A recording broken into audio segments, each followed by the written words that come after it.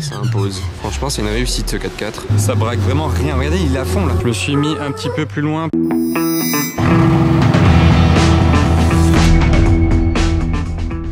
Hello everybody, this is Philippe, j'espère que tout le monde va bien. C'est parti pour une nouvelle vidéo à Monaco les amis. Au programme du jour, pas mal de car spotting. Ça devrait vous plaire, c'est ce que vous préférez dans mes vidéos. D'ailleurs en parlant de vidéos, cette vidéo est sponsorisée par Ovoco.fr, la marketplace en ligne pour acheter des pièces d'occasion. D'ailleurs il y a une 488 Spider, bon il n'y a aucun rapport mais il y a une 488 Spider qui passe juste derrière moi à ce moment là. Elle est en train de quitter l'hôtel Hermitage. Ouais, elle est grise, elle a le toit noir comme ma casquette. Donc Ovoco, là ça s'affiche en haut de l'écran, ovoco.fr. Si vous ne connaissez pas encore, je vous en ai déjà parlé les amis. J'ai eu des bons retours d'ailleurs sur ce partenariat là. Si vous avez besoin de pièces auto pour votre voiture, que ce soit de la mécanique ou de la carrosserie, par exemple pour cette Mini qui est juste derrière moi. Bon, regardez, je suis sur le site internet de Ovoco, c'est aussi simple que ça. Comme vous pouvez le voir, la plateforme Ovoco est reliée à des milliers de vendeurs de pièces auto. Par exemple les casses automobiles. Donc c'est très simple. Moi je vais chercher pour la Mini, il y en a une devant moi. Donc moi j'ai juste tapé Mini bien entendu, donc c'est très large. Il y a plein de Mini. Là par exemple il y a un moteur entier pour une Mini Clubman. Ici il y a une aile, un volant pour une Cooper, le marchepied de la voiture. Et vous pouvez affiner la recherche bien entendu, soit le modèle de la voiture, soit carrément juste la pièce en particulier qu'il vous faut. Donc vous voyez un petit peu toutes les catégories qu'il y a, hein. C'est vraiment complet. Par exemple l'embrayage, tac, embrayage. Waouh, il y a vraiment tout. Donc voilà, je pense que vous avez compris le principe d'Ovoco. En tout cas, sachez qu'il n'y a pas de mauvaise surprise avec eux. Les retours sont gratuits aux frais d'Ovoco. Il y a une garantie de remboursement de 14 jours. Franchement, c'est carré, les amis, comme on dit de nos jours. Oh là là, le classe G, moi. Il reste là-haut pour moi. Franchement, il n'y a que des avantages à trouver ce qu'il vous faut chez Ovoco parce que la plupart du temps, les pièces coûtent environ 50% moins cher que du neuf alors qu'elles sont presque dans le même état, voire même elles sont neuves par moment. M4, décidément, je suis toujours coupé. Ça favorise aussi le recyclage parce qu'il n'y a pas forcément toujours besoin d'acheter du neuf. Urus jaune. Bon voilà les amis, on va se lancer dans le car spotting, mais en tout cas sachez que si vous avez besoin d'une pièce auto pour votre voiture et que vous souhaitez économiser du temps et de l'argent, Ovoco est fait pour vous les amis. Le lien est juste en dessous.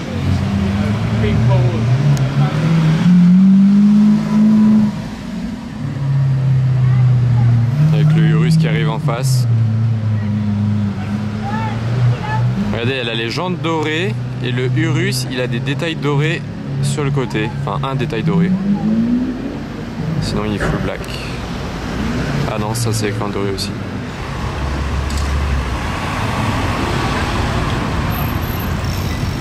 Alors qu'est-ce qu'on a là les amis? Vous voyez l'aileron qui dépasse derrière, c'est pas d'origine ça. On va aller voir ça de plus près. Ah bah en parlant de derrière, il y a une DBS Superleggera qui vient de passer. Ah mais c'est quand même de chez McLaren, regardez c'est écrit MSO. C'est à la demande du client. Ouais, ça rend plutôt bien, ok. Regardez toutes les voitures bleues qu'on a sur ce plan. Donc là il y a un G bleu qui passe. Il y a une belle Bentley Continental GT bleue. Il y a une Smart turquoise, enfin vraiment turquoise un peu claire. Une autre Smart bleue et un Q2 bleu. Bon voilà, c'était pour la petite histoire des voitures bleues. On passe sur du rose ici et du bleu très foncé là même en face. C'est une Bentley Azur. J'ai toujours aimé ces Bentley, elles sont vraiment très classe, très jolies.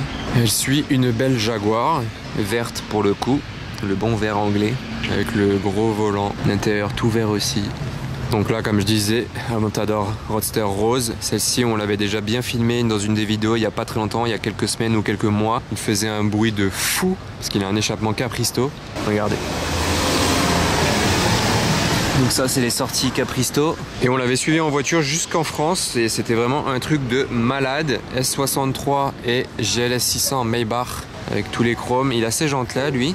Je préfère les autres jantes sur les Maybach, sur les GLS Maybach, mais bon, elles sont quand même bien, hein, bien sûr. Le logo ici Maybach. Et de la face avant, ça donne ça, avec tous les chromes. Ça impose. Franchement, c'est une réussite ce 4x4. Ah, mais regardez, en ce moment, ça pullule les GLS Maybach. Donc là, il y en a un ici, ok, un noir. Et de l'autre côté, il y en a un autre. Sachant que j'en ai filmé un gris il n'y a pas longtemps du tout devant le casino. Et j'en ai vu un bleu ce matin, bleu intérieur blanc qui était magnifique. J'ai pas pu vous le filmer, j'espère que je le reverrai, je pense, parce qu'il est bien de Monaco. J'essaierai de vous le choper, il était magnifique. C'est le plus beau que j'ai vu, bleu intérieur blanc. Un bleu plus beau que celui-là. Et voilà ce que je vous disais, c'est ces jantes-là que je préfère sur le Maybach. Vous voyez, elles sont encore plus belles que celles que je viens de vous filmer juste avant. Et là, il y a un GLE 63 et un G63. Ça fait 3 4x4 Mercedes assez sympa. Petite correction, j'ai dit GLE, c'est un GLC. C'est vraiment le même que le GLE mais en plus petit. Mais d'ici il fait quand même gros, donc je regardais que dans la caméra, je regardais même pas de mes propres yeux, donc j'ai cru que c'était un GLE. Sorry. Et pour l'avant, du GLS Maybach en noir. Un autre style de 4x4.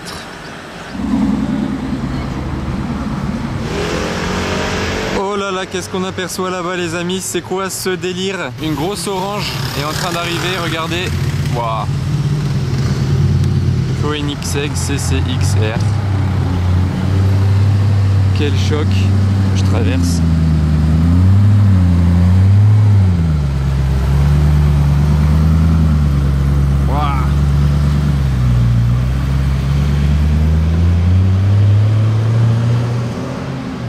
Voir ça dans Monaco, alors là faut se lever vraiment très tôt les amis, hein. Regardez là il y a un RSQ3, ça on en voit tous les jours, mais des CCXR on n'en voit absolument jamais. C'est d'ailleurs même je pense la première fois de ma vie que je vois, je vais pas me faire écraser parce que c'est une mauvaise idée de vlogger en traversant, ouais c'est la première fois de ma vie que j'en vois une je pense dans Monaco, donc là pour vous dire que c'est rare, hein. C'est l'ancêtre de la Agera et l'ancêtre encore plus de la Regera, la Jesco, enfin c'est les premiers modèles de Koenigsegg en gros, c'est waouh. Et en plus la couleur là avec ces belles petites jantes, on va essayer de la retrouver les amis.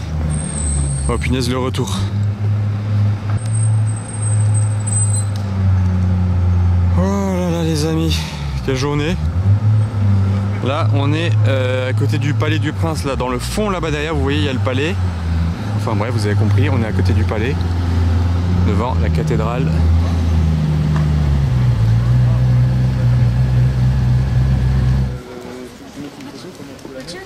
Il me démarre.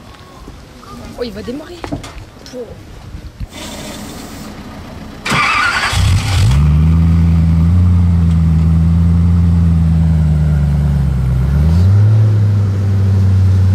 va y avoir shooting les amis, ils vont bien la placer.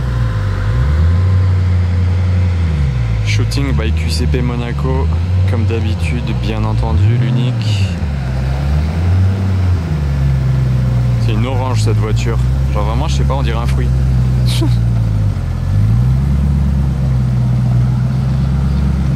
Ah c'est quelque chose hein.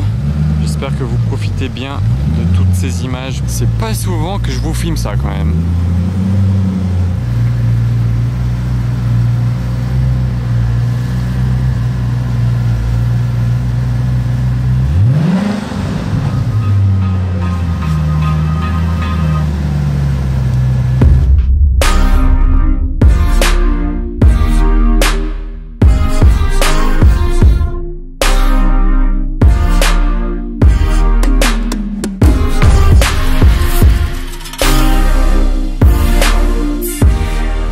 Dans les coulisses de QCP Monaco, franchement elle est vraiment hyper impressionnante avec les portes ouvertes comme ça. Absolument tous les modèles de chez Koenigsegg ont les portes qui s'ouvrent de cette manière là. C'est vraiment la signature, désolé pour les travaux, c'est vraiment la signature de cette marque. Donc apparemment il y en a 14 dans le monde.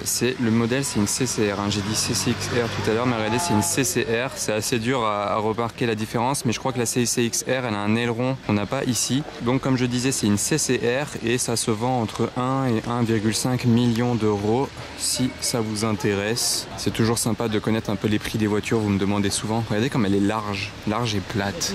C'est impressionnant hein. Et cette ouverture de porte, ça fait vraiment tout sur les Koenigsegg. Moi si j'achetais une Koenigsegg, ce serait vraiment déjà aussi l'un des critères principaux parce que les portes s'ouvrent comme ça. Regardez, imaginez vous arrivez quelque part, vous ouvrez votre porte, ça fait ça. C'est quand même un délire, non? Il y a juste un truc qu'il faut faire attention et normalement il y a un autocollant dans les portes, mais là peut-être pas parce que... Ah si, je crois, voilà. Bon, regardez, je vais vous zoomer sur l'autocollant.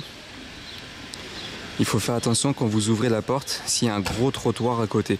Si vous faites un créneau en ville et que vous êtes garé le long du trottoir, il faut faire très attention parce que la porte elle descend vraiment bas. Vous voyez, il faut vraiment pas être garé le long d'un trottoir ou d'un petit muret ou quoi que ce soit. Elle fait un petit peu plus de 800 chevaux et elle est en boîte méca. C'est pas incroyable? Regardez la boîte méca ici.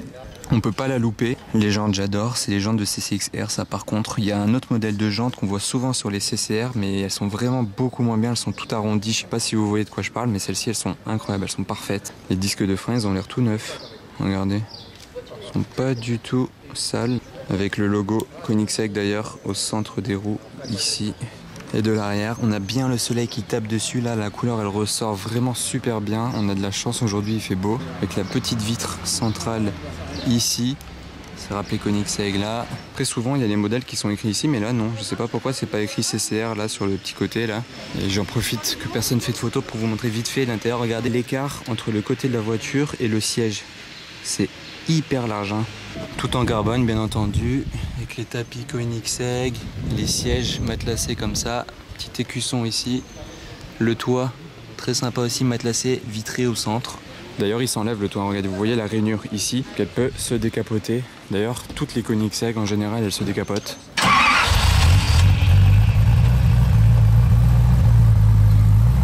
Voilà, tournée de sens.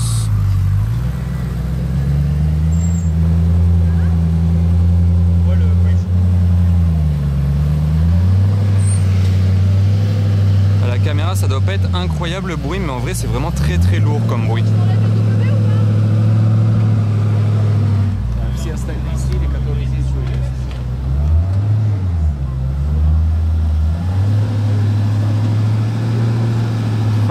Ça braque vraiment rien. Regardez, il est à fond là. Il est à fond. Ça braque que dalle. Un tour et demi de volant, on dirait c'est fini. C'est impressionnant. Dites-vous qu'elle a bientôt 20 ans. C'est chaud, hein. C'est vraiment... Il n'y a aucun radar de recul, rien du tout, hein. Démonstration pour ouvrir la porte de la voiture. Là, d'ici, on ne voit pas la poignée. C'est en dessous. Là, il y a la serrure et le bouton. Il faut appuyer là et soulever un petit peu en même temps. Bam. Oh, c'est quelque chose. Je crois que c'est la première fois de ma vie que j'ouvre la porte d'une Koenigsegg. Et j'ai fait ça avec vous, les amis. Regardez, d'ici on se rend bien compte des formes de la voiture, c'est un rectangle. Alors vraiment, c'est vraiment les formes à l'ancienne. C'est sympa de l'avoir un petit peu dans hauteur ici, on se rend bien compte du toit vitré là au centre. Dommage juste qu'on n'enlève pas le toit, mais bon ça doit être une galère à l'enlever, je vous explique même pas. Il doit avoir une clé spéciale. Et en tout cas j'ai pas précisé, mais l'intérieur noir et orange comme ça, ça va très très bien avec la config extérieure. Regardez pour la démarrer.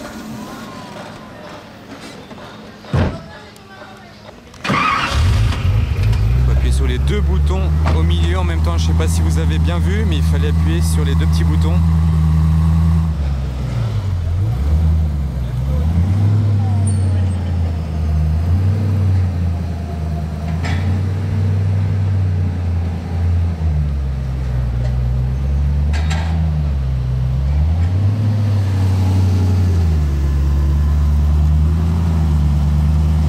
Voilà, on va terminer le shooting sur un profil ici, juste devant les marches.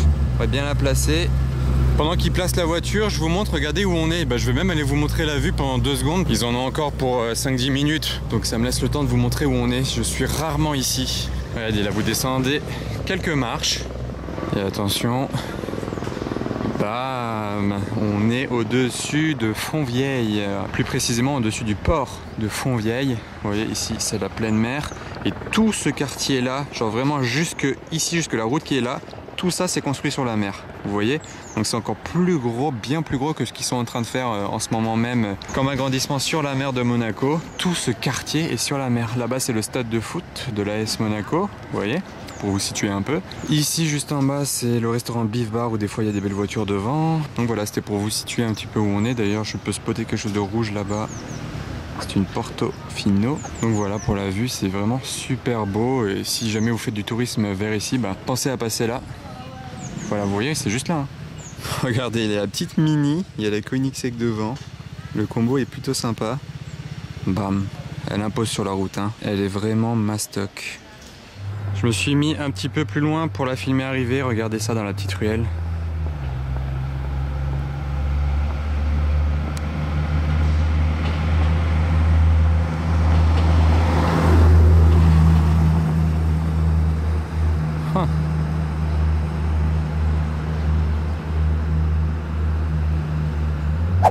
C'est chaud. C'est ici qu'on se quitte aujourd'hui les amis, j'espère que ça vous a plu. Si c'est le cas, n'oubliez pas le pouce bleu, un petit commentaire et aussi de vous abonner si ce n'était pas encore fait. Je vous dis à très vite, salut!